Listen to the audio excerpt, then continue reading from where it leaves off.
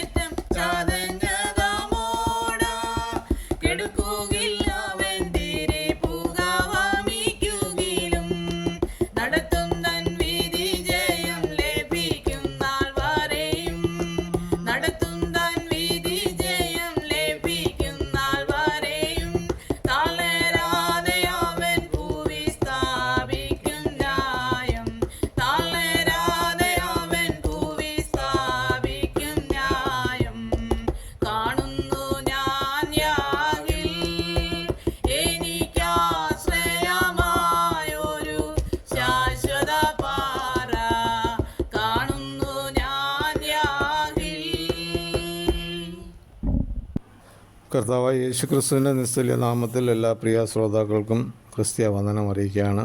ഇന്നത്തെ നമ്മുടെ ചിന്തയ്ക്കാകട്ടെ യെശയ്യാവിൻ്റെ പുസ്തകം 42-ാം അധ്യായം അതിൻ്റെ 3-ാം വാക്യത്തെ ആസ്പദമാക്കി ചതഞ്ഞയോടെ അവൻ ഒടിച്ചു കളയുകയില്ല, പുകയുന്ന തിരിയെ കെടുത്തു കളയുമില്ല എന്നുള്ള ഒരു ചിന്തയാണ്. അതിനെ ബേസ് ചെയ്ത് ഒരു കഥയോടുകൂടി ഈ ചിന്ത അവസാനിപ്പാൻ ആഗ്രഹിക്കുകയാണ്.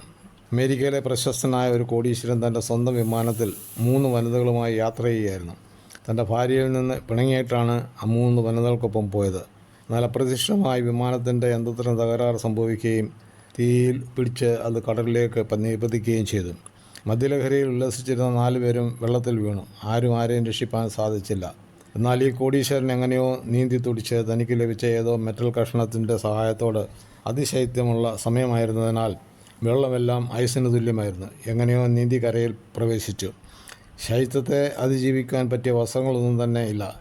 ഏത് സ്ഥലമാണെന്ന് പോലും അറിയില്ല. ആരും തന്നെ ആ പ്രദേശങ്ങളിൽ താമസമുണ്ടോ എന്ന് പോലും അറിയില്ല. താൻ ഉച്ചത്തിൽ സഹായത്തിന് വേണ്ടി വിളിച്ചു അപേക്ഷിച്ചു. പക്ഷേ ആരും തന്നെ ഇല്ല. കഴിപ്പാൻ ആഹാരമില്ല, കുടിപ്പാൻ വെള്ളമില്ല. താൻ വളരെ ക്ഷീണിതനാണ്. തണുപ്പ് മൂലം അധികം സമയം പുറത്ത് കഴിയുവാനും പറ്റില്ല. എവിടെ നിന്നൊക്കെയോ ചില മരക്കഷ്ണങ്ങൾ ശേഖരിച്ച് 2 കല്ലുകളുടെ സഹായത്താൽ തീ ഉണ്ടാക്കി തണുപ്പിൽ നിന്ന് രക്ഷപ്പെടുവാൻ ശ്രമിച്ചു. അങ്ങനെ ഇരിക്കുമ്പോൾ ജീർണിച്ച ഒരു ചെറിയ വീട് തൻ്റെ ശ്രദ്ധയിൽപ്പെടുകയും തണുപ്പിൽ നിന്ന് അല്പം ആശ്വാസം ലഭിക്കാൻ താൻ അവിടേക്ക് ചെന്നു. ഈ സന്ദർഭത്തിൽ തനിക്ക് കുറ്റബോധമുണ്ടാകുകയും ദൈവത്തോട് കുറവുകൾ ഏറ്റുപറയുകയും ചെയ്തു. തനിക്കുണ്ടായിരുന്ന സകലവും നഷ്ടപ്പെട്ടു. ഒന്നുമില്ലാത്തവനായി അറിയപ്പെടാത്തൊരു സ്ഥലത്ത് ദൈവാശ്രയത്തിന് വേണ്ടി ദൈവത്തോട് പറഞ്ഞ, ദൈവമേ, എന്നെ രക്ഷ ചെയ്യുവാൻ അവിടുന്ന് മാത്രമേ സാധിക്കൂ. എൻ്റെ ഭാര്യയോട് ചെയ്ത ക്രൂരത ക്ഷമിക്കണമേ. എനിക്കൊരു അവസരം തന്നാൽ ഞങ്ങൾ കുടുംബമായി അങ്ങ് സേവിച്ചു കൊള്ളാം എന്ന് പ്രാർത്ഥിച്ച് കിടന്നുറങ്ങിപ്പോയി. അപ്പോഴും വീടിനുള്ളിൽ തീ കത്തിക്കൊണ്ടിരിക്കുകയായിരുന്നു. എവിടെ നിന്ന് ശക്തമായ കാറ്റടിച്ചതിൻ്റെ കാരണത്താൽ തീ താൻ അറിയാതെ പറന്നു പിടിച്ചു. ശക്തമായ ചൂട് അനുഭവപ്പെട്ടു. നോക്കിയപ്പോൾ താൻ കിടക്കുന്ന ഇടം വരെ തീ പെട്ടെന്ന് ഓടി രക്ഷപ്പെട്ടു. ശക്തമായ പുക അന്തരീക്ഷത്തിൽ വട്ടം നിന്നു. അപ്പോൾ അതുവഴി പോയ ഹെലികോപ്റ്റർ ഇവിടെ എന്താണ് സംഭവിച്ചത് എന്ന് കാണുവാൻ അവിടെ പറന്നിറങ്ങി. അവർ നോക്കിയപ്പോൾ ഒരു മനുഷ്യൻ എങ്ങനെയോ രക്ഷപ്പെട്ട് ക്ഷീണിതനായിരിക്കുന്നത് കണ്ടു. അവർ കാര്യങ്ങളൊക്കെ തിരക്കി. താൻ ആരാണെന്ന് അവർക്ക് മനസ്സിലായി. ഉടൻ തന്നെ അവർ അദ്ദേഹത്തെ കൂട്ടിക്കൊണ്ട് തൻ്റെ ഭവനത്തിലേക്ക് പോയി. വിമാനത്തിൽ ഉണ്ടായ തീ മൂലം ജീവിതങ്ങൾ നഷ്ടപ്പെട്ടപ്പോഴും ഈ മനുഷ്യൻ രക്ഷപ്പെട്ടുവെങ്കിലും ദൈവത്തിലേക്ക് അടുക്കുവാൻ ദൈവം തീയിൽ കൂടെ തന്നെ പ്രവർത്തിച്ചു. പ്രിയ ശ്രോതാക്കളെ, ഒരു വ്യക്തിയുടെ ജീവിതത്തിൽ ദൈവം ശ്രദ്ധ വെച്ചിട്ടുണ്ടെങ്കിൽ ദൈവത്തിൽ നിന്ന് എത്ര അകലെ ഓടി മറിഞ്ഞാലും ദൈവം അവരെ പിന്തുടരും.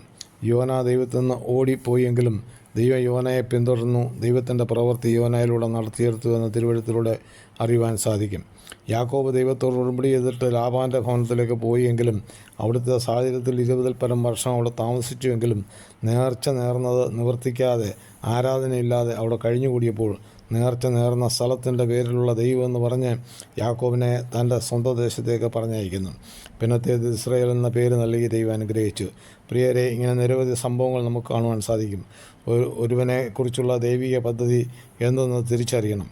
അങ്ങനെയുള്ളവരെ ഏതെല്ലാം ബാഹ്യദോഷങ്ങൾ ജീവിതത്തിൽ വന്നുവെങ്കിലും ദൈവം അതിൽ നിന്നൊക്കെ വിടുവിച്ച് രക്ഷിക്കും. ആ കോടീശ്വരൻ്റെ ജീവിതത്തെ മാറ്റിമറിക്കുവാനും കുടുംബജീവിതത്തെ പൂർവ്വസ്ഥിതിയിലെത്തിപ്പാനും വിമാനത്തിന് തീ പിടിപ്പിച്ച് തന്നെ മാത്രം രക്ഷപ്പെടുത്തിയിട്ട് വീണ്ടും ഒരു തീ വരുത്തി രക്ഷിച്ച് സ്വന്തം ഭവനത്തിലെത്തിപ്പാൻ ദൈവം ചെയ്ത പദ്ധതികൾ എത്രയോ ശ്രേഷ്ഠം. ആയാൽ നിങ്ങളുടെ ജീവിതത്തിൽ ഉദ്ദേശിക്കാത്ത പല സംഭവങ്ങൾ വരുമ്പോൾ ചിന്തിച്ചുകൊള്ളണം, എന്നിലൂടെ ദൈവത്തിന് എന്തൊക്കെയോ പ്ലാനും പദ്ധതികളും ഉണ്ട്. ആകയാൽ ദൈവകരങ്ങളിൽ ഏൽപ്പിച്ചു കൊടുക്കുക. ദൈവമായ കർത്താവ് ഏവരെയും അനുഗ്രഹിക്കുമാറാകട്ടെ. തിരുദിന ഭാഗങ്ങൾ തുടർന്നും ലഭിക്കുവാൻ ഈ വീഡിയോ ലൈക്ക് ചെയ്യുക, ഷെയർ ചെയ്യുക, സബ്സ്ക്രൈബ് ചെയ്ത് സപ്പോർട്ട് ചെയ്യുക. തുടർന്നുള്ള തിരുദിനങ്ങളുമായി നമുക്ക് വീണ്ടും കാണാം.